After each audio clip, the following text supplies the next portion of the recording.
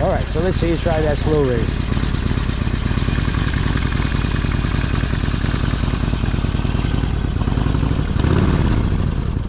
Little brake pressure.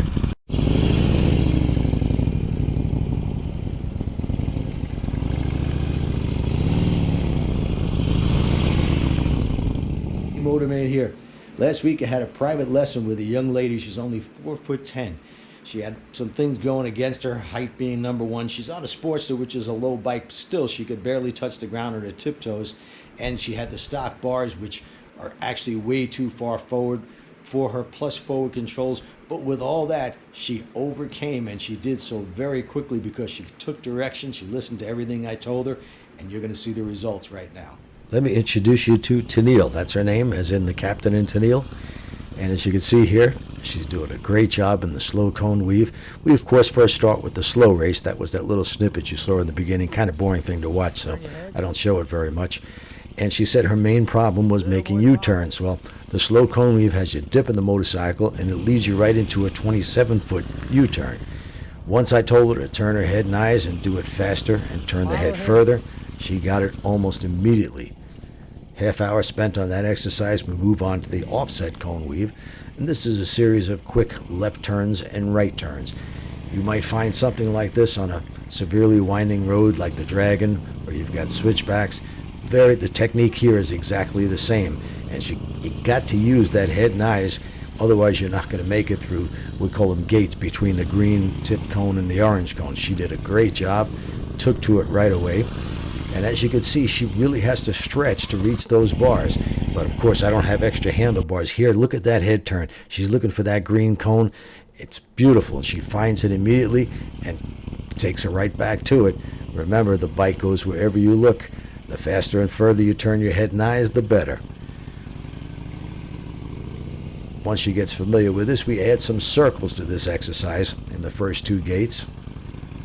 And again, she took to it immediately, took direction very well. She's leaning the bike.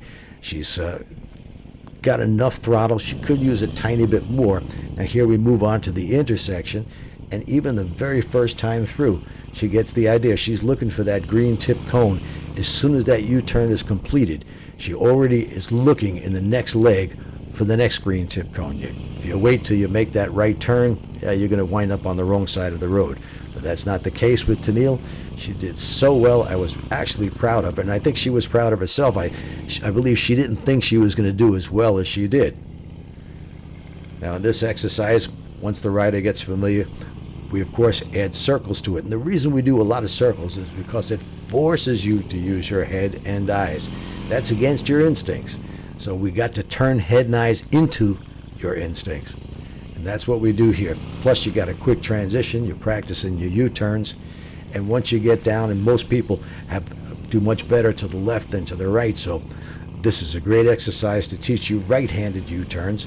You simply go through the exact opposite way, as if you were in England riding on the wrong side of the road, as they do in the UK and Japan and several places around the world. Here again, circles to the right, forces you to get that head and eyes around quickly, and once you do, the bike will go exactly where you're looking. She's got a really good handle now on the friction zone and proper use of the rear brake, and as you can see, her legs are really stretched out because she's only 4'10", and this bike has forward controls. She would have probably been better off with the 883 model, which has mid controls and a little bit higher bars, sort of like mini apes on that bike. But this is the bike she has. I don't keep a stock of handlebars at my class. I don't have a stock of motorcycles to better fit the rider. They run what they brung. Now we move on to what most people consider the most difficult exercise. It's the snowman. So you've got a circle to the left, and that's 30 foot. You make a complete circle, looking for those green tip cones. In fact, you got to find those green tip cones here. When you're about 10 feet from them, you better be finding the next one. Now we do 26 feet to the right. She does that easily, and this is, like I said, the first time through. So many people, even really experienced and good riders, have trouble with this exercise simply because they're not turning their head and eyes fast enough. But she does. She pulls out, and I tell her that, one time could be dumb luck. Do it twice in a row, and then we know it's skill. So this is her second time through.